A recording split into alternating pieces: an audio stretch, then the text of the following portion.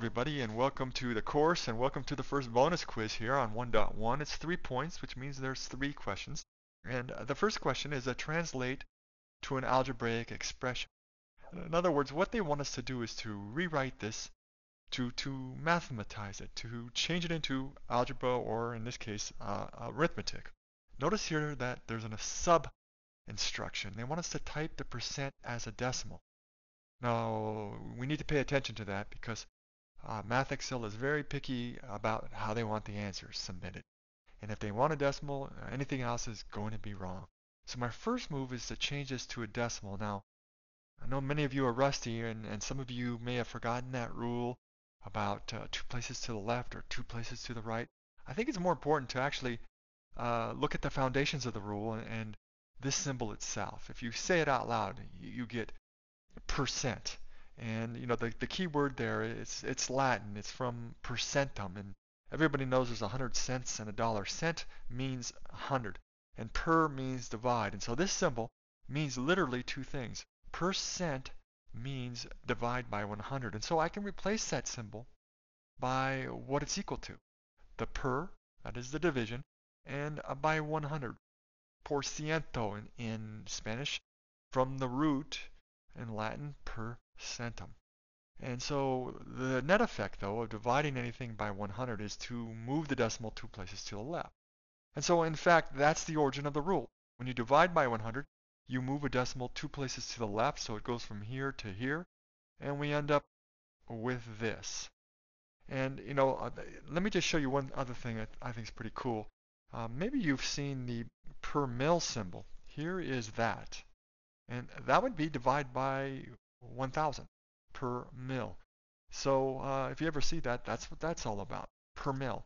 Well, now, whenever you have percents or fractions and you have the word of, 99.9% of the time, that will translate as multiplication. And so I could replace the of with the multiplication, the mid dot, or I could simply use parentheses to show the multiplication between the decimal and d, like that. And that is in fact how I entered the answer here into MathXL. I suspect you could get by without the parentheses, and you may want to try that. Let's get this out of the way and let's take a look at the next question.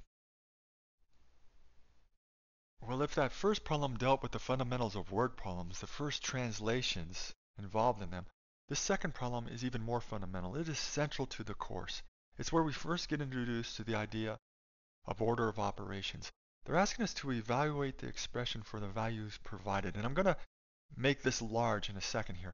Let me show you an interesting scaffolding here that I always write down on the first day of class. Now, many of you are familiar with PEMDAS, and what I've done is I've added an R to make it fit where we're headed in mathematics.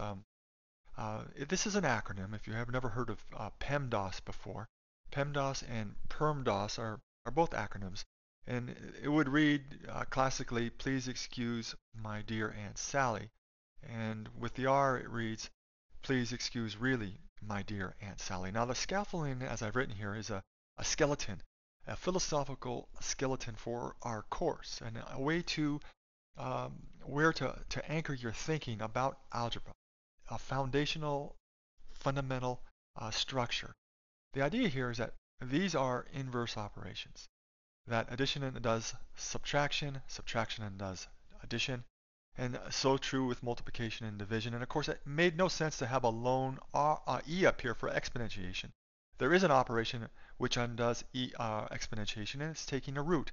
In fact, our entire chapter 7 will deal with undoing exponentiation with roots and undoing roots with exponentiation. Now, my way of writing the P at the top, this stands for parentheses, and you're supposed to do the innermost parentheses first.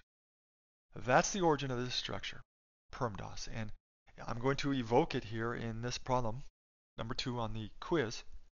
Just one more bit of stretching of your mind here. When we happen into chapter 2 very shortly, we're going to be dealing with ordered pairs. And the reason why this structure is so fundamental is that an ordered pair like 2, 3 on the xy axis also has an inverse. That is where we flip the y and the x. So the inverse of 3, 2 is 2, 3. And this will play large in Chapter 9. And it fits our structure. In fact, if you go on in math, you're going to work towards calculus, let's suppose. There are two more new operations, differentiation and integration, and they undo each other. And so it's all of a piece. It all makes sense, and it's a way to approach the course as a whole. Now, let's take a look at this problem here, rewrite it. And so MathXL is asking us to evaluate this expression in R and S, where R is 17 and S is 9. In essence, a substitution problem, which is as core a skill as you're going to see. We'll be substituting in over and over again in lots of different contexts. So let's get this right. Now, because 17 and 9 are positive, this is rather straightforward. And I simply have to substitute in for every instance of R and S to get that. And now we are into PERMDAS, and we need to follow the order of operations. And so we do what's inside parentheses first. So that means I'm going to do this subtraction. And the result here is going to be 8 to the second power. Over here inside these parentheses, I have multiplication and subtraction. So the multiplication has precedence over the subtraction. And so this comes first, and we're going to get 34 minus 9. And so my second step looks just like that. And now we're ready to do that exponentiation. X squared is going to give us 64. And over here we're still working inside parentheses, and we're going to do this subtraction to get 25. And so the next step is going to look like this. Notice I'm in no hurry. I'm most making 2 moves per line. And notice too that there's a particular shape developing as I work down the page. Things are starting to skinny up.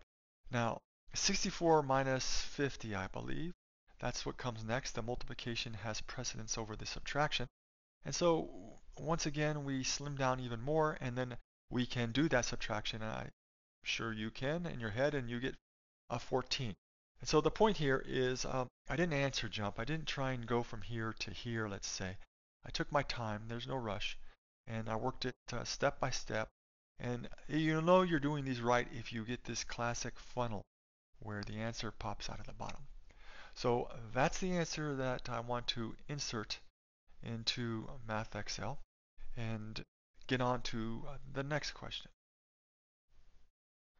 And so the third question is also core fundamentals for the rest of the course. Essentially, this is how we will be writing our answers as we move along. And they give us here a what they're calling roster notation, and that is simply a sets here, the curly brackets, and a listing inside here. And in this case, it's in order, but when you use roster notation, it doesn't have to be in order. The idea there is that there's a finite number of elements, and you separate them with parentheses, and they can be listed in any order. That's called roster notation, and we will use that sometimes.